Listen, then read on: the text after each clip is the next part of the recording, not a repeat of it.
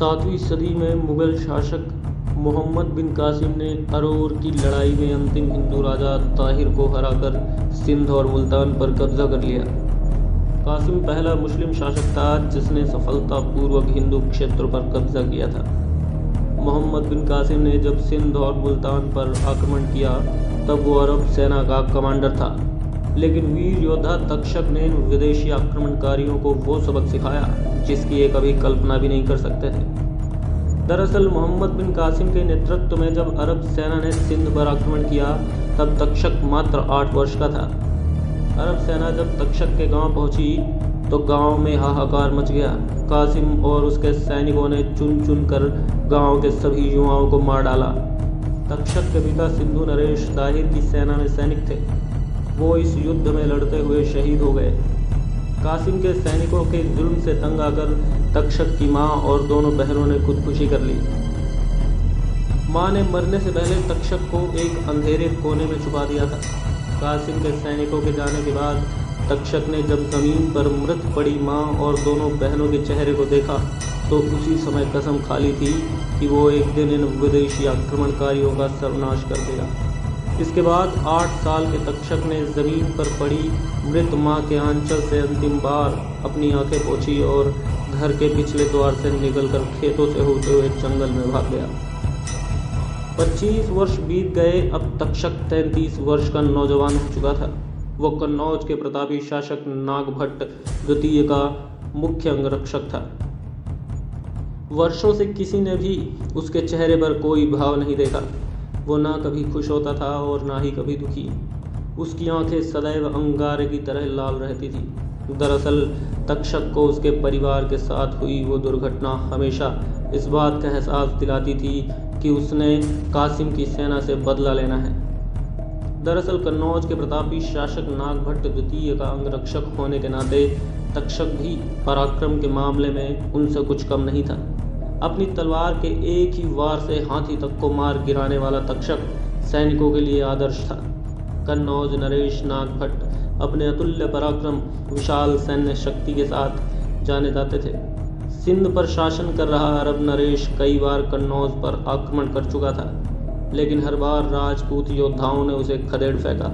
7वीं सदी के अंत की बात है।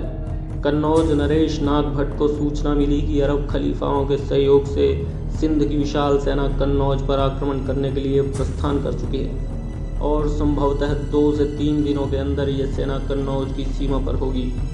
सिंध की सेना से निपटने के लिए महाराज नागभट्ट ने रणनीति बनाने के लिए एक सभा बिठाई।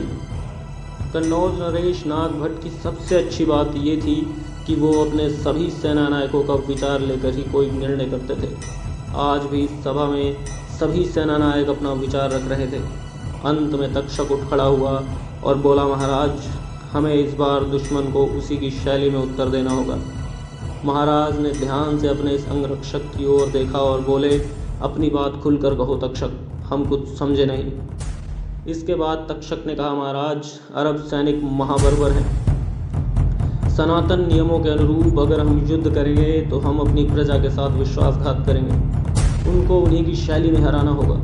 महाराज के माथे पर लकीरें उभर आई और बोले, किंतु हम धर्म और मर्यादा नहीं छोड़ सकते। हम वीर योद्धा हैं तक्षक। इस पर तक्षक ने कहा, मर्यादा का निर्वाह उसके साथ किया जाता है जो मर्यादा का अर्थ समझते हो। ये राक्षस है महाराज, इनके लिए मासूमों की हत्या और बलात्कार करना ही धर्म है, लेकिन ये हमारा धर्म नहीं है। राजा का केवल एक ही धर्म होता है और वो है प्रजा की रक्षा करना। देवल और मुल्तान का युद्ध याद करें महाराज, जब कासिम की सेना ने ताहिर को पराजित करने के पश्चात प्रजा पर कितना अत्याचार किया था। महाराज, यदि हम पराजित हुए तो बर्बर अत्याचारी अरब सैनिक हमारी स्त्रियों, बच्चों और निरीह प्रजा के साथ न जाने कैसा व्यवहार करेंगे। महाराज ने एक बार पूरी सभा की ओर निहारा। इस दौरान सबका मौन तक्षक के तर्कों से सहमत दिख रहा था। इसके बाद महाराज अपने मुख्य सेनापतियों, मंत्रियों और तक्षक के साथ युद्ध रणनीति के लिए गुप्त कक्ष की ओर चल दिए। अगले दिन कन्नौज सेना तक्षक के नेतृत्व में युद्ध के लिए सीमा की ओर निकल पड़ी। आधी रात बीत चुकी थी। अरब सेना अपने शिविरों में निश्चिंत सो रही थी। अचानक तक्षक के संचालन में कन्नौज की 1/4 सेना अरब शिविर पर टूट पड़ी। सिंध सेना को किसी हिंदू शासक से रात्रि युद्ध की आशा कतई नहीं थी।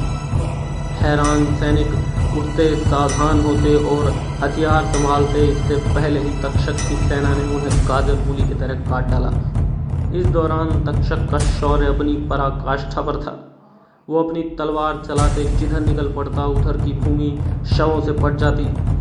सूर्य उदय से पहले ही अरबों की 2/3 सेना मारी जा चुकी थी। दोपहर होते होते समूची अरब सेना का विनाश हो चुका था। अपनी बर्बरता के बल पर विश्व विजय का स्वप्न देखने वाले अरब आक्रमणकारियों को पहली बार ऐसा जवाब मिला था। विजय के बाद महाराज ने अपने सभी सेना नायकों की ओर देखा, लेकिन तक्षक कहीं नजर नहीं आया। इसके बाद जब सैनिकों ने युद्ध भूमि में खोज की तो देखा कि अरब सैनिकों के शवों के बीच तक्षक मृत पड़ा है। उसे शीघ्र उठाकर महाराज के पास लाया गया। युद्ध के पश्चात युद्ध भूमि में पसरी नीरवता में भारत का वो महान सम्राट गरज उठा। आप आर्यवर्त की वीरता के शिखर थे तक्षक। भारत ने अब तक मातृभूमि की रक्षा में प्राण न्यौछावर करना ही सीखा था। आपने मातृभूमि के लिए प्राण लेना सिखा दिया। भारत युगों युगों तक आपका आभारी रहेगा। इतिहास साक्षी है, इस युद्ध के बाद अगले 3 शताब्दियों तक अरबों की भारत की तरफ आंख उठाकर देखने की हिम्मत नहीं हुई।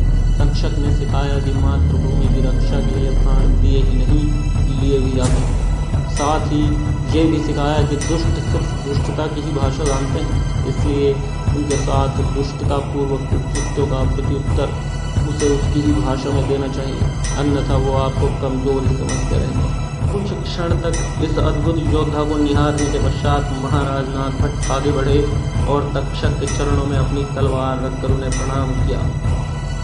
इस तरह से वीर योद्धा तक्षक ने अपने शौर्य, कौशल और बुद्धि से कासिम और उसकी सेना को खत्म कर हिंदुस्तान की रक्षा की थी। तक्षक ही वो वीर योद्धा था जिसने सिखाया कि देश पर आक्रमण करने वालों से कैसे निपटा जाता है। नमन है उस वीर योद्धा को जिसने अपने देश के व्यक्तियों की रक्षा के लिए अपनी जान दांव पर लगा दी। जय हिंद, वंदे मातरम।